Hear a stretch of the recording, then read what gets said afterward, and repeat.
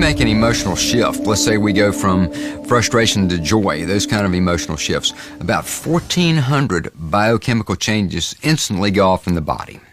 Now, if you think about the course of one day, all the emotions that we feel, the highs and the lows, and the myriad of emotional textures that occur through our perceptions during a day, you can see that emotions are creating lots and lots of changes in our physiology. So it makes a lot of sense to start paying attention to the emotional diet as well as to the physical diet. That's one of the keys to better health and certainly to slowing down the aging process. Strong negative emotions just degenerate us. Positive emotional states regenerate us. Become simple math.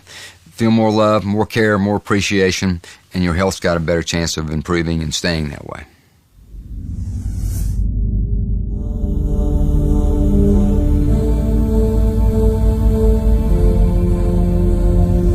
One of the most profound discoveries made really since the advent of quantum physics is a thing called the zero-point field. And what this is the energy exchange that goes on between subatomic particles. All subatomic particles engage in a little energy dance. It's almost like playing a game of basketball. They send energy back and forth to each other. And in that exchange, a thing called a virtual particle is created just for less than the blink of an eye. Now, that little individual exchange isn't much energy. It's about a half a watt's worth. But when you multiply all of the subatomic particles doing this energy exchange across all things in all the universe, you come up with this unfathomable amount of energy, all happening out there in empty space, like some supercharged backdrop. While conventional biology focuses on the material stimuli, quantum physics reveals that it's the invisible stimuli that are much more important. There's a simple quote by Albert Einstein that makes sense out of this, and the quote is, "The field is the sole governing agency of the particle." What Einstein meant by this very simply is the field, the invisible energy forces around us, they are the sole governing agencies of the particle. Well, the particles matter. And so quantum physics says the character of matter is ultimately determined by the field. How then is healing communicated to another person? Well, you see, there's this field. We're not in this field, we are this field. We're denser, we're lighter in between, we're denser, we're lighter in between, or some people say we're lighter when we're physical form and we're denser in between. Whatever the aspect is, we're blips in this field of energy, of light, of information. We access this field all the time. We pull information from this field all the time. Every one of us has watched a flock of birds in flight and how it changes direction. Instantly, all birds in the flock change direction. So it seems as if a superior bird brain controls all the birds simultaneously. That only works with the help of those fields, since the fields are able to transfer with no informational loss, and above all, instantaneously, with no time delay. Walk into any great cathedral in the United States, in Europe, anywhere, that's been standing for hundreds of years or more. And what you will experience is in that cathedral is a hush of awe, reverence, quiet, and it's a palpable experience.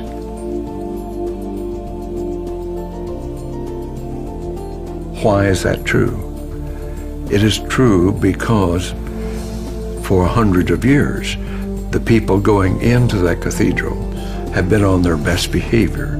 They have been in awe and worshipful and in a state of mind that the quantum emissions from the body-brain are emitted into that cathedral, absorbed into that cathedral, and fed back in later centuries to the participants coming into it. And that's why they feel this sense of hush, awe, and reverence. We're all part of this giant energy field, this zero-point field, that we're all connected, and that we're connected across the furthest reaches of the cosmos.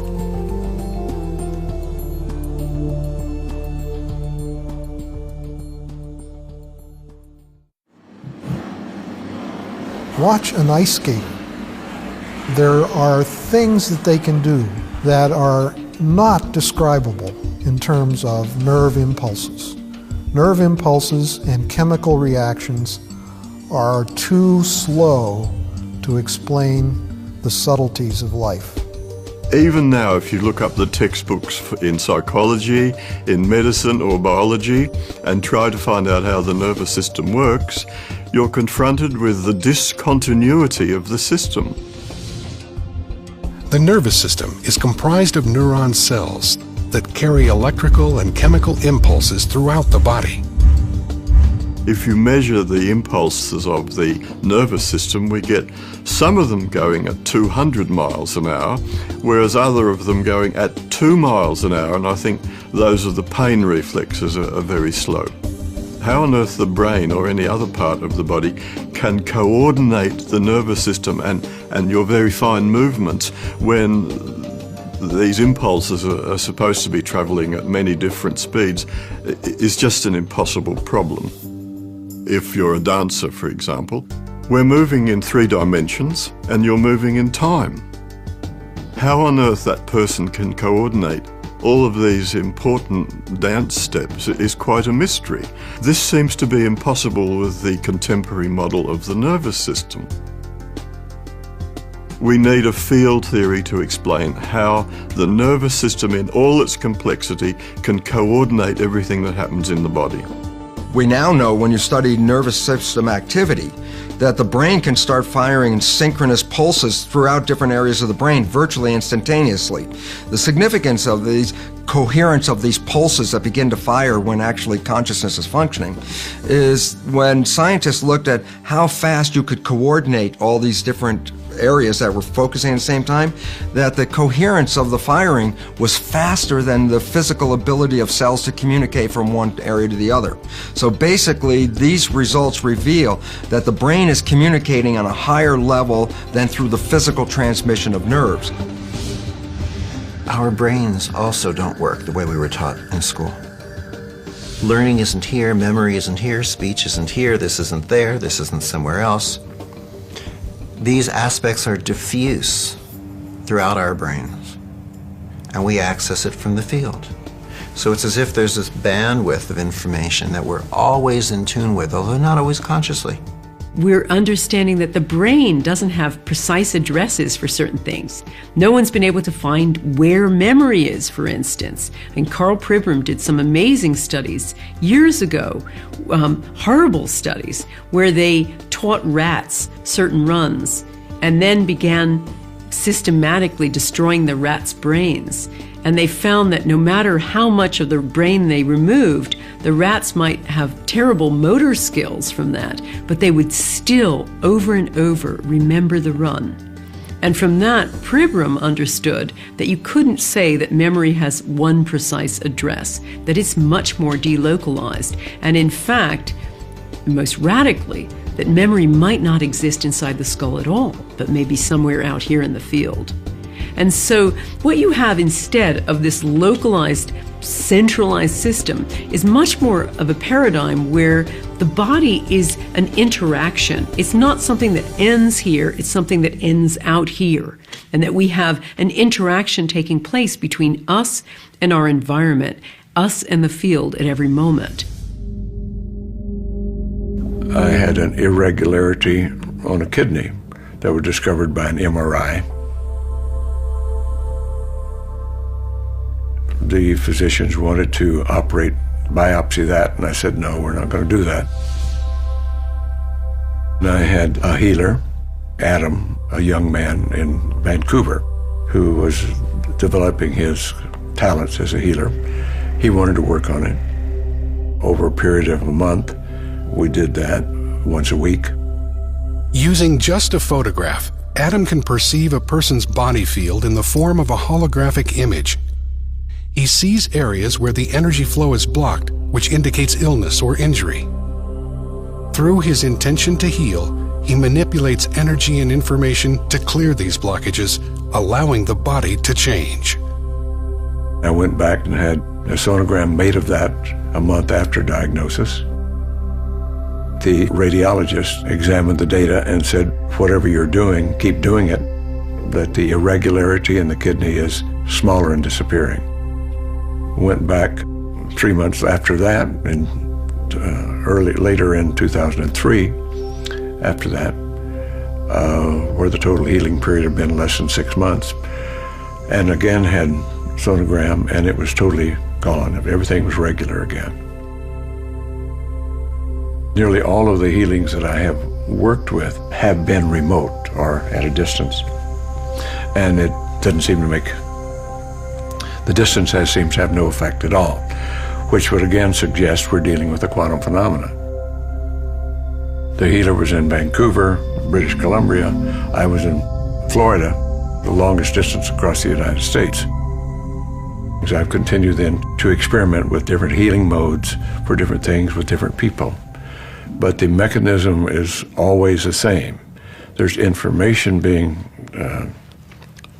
transferred, and there seems to be an energy transfer as well that's palpable. It now appears that our bodies are connected to the field, but what is the mechanism for this intercommunication? How can this connection take place? One possible solution: the biophoton. Biophotons are weak emissions of light emanating from the cells of all living things. We know we're sending out information with biophoton emissions because people like Fritz Popp have discovered that we are sending out tiny currents of light. We started to look for these photons.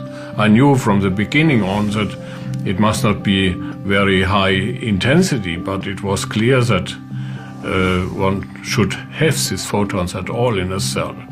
In order to detect the biophotons, Professor Popp and his students needed a photomultiplier that was so sensitive it could see a candle over 12 miles away.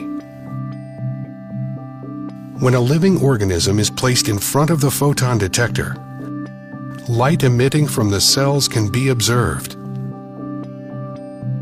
We started with cucumber seedlings and later with other ones, and all living systems which we put into the instrument showed this very weak photon emission. Professor Popp theorizes that these biophoton emissions may be controlling our body's metabolism. Molecules cannot regulate themselves. They have to have a field, more or less. So the photons should be the carrier of the information which is necessary to regulate the metabolism. These biophotons create a dynamic, coherent web of light within our bodies. Our bodies are constantly emitting light in the form of biophotons. Are these biophotons the body's control mechanism? Isn't that the function of our DNA, our genes? Genes are not controlling our biology. When we get issues running in families, for example, cancer, we immediately look at a genealogy chart and mark all the recipients of this cancer running through the family and then turn around and say, look, genetics, this is running in the family, so there must be cancer genes. What they've left out is this very interesting piece of research that reveals that when children are adopted into families that have cancer, the adopted children will express the cancer with the same propensity as any natural child in that family. But the interesting fact is the child comes from totally different genetics that doesn't even have that cancer. So it says being introduced into the family dynamics, which is where you learn perceptions and beliefs and attitudes, is what shapes the cancer, not the genetics.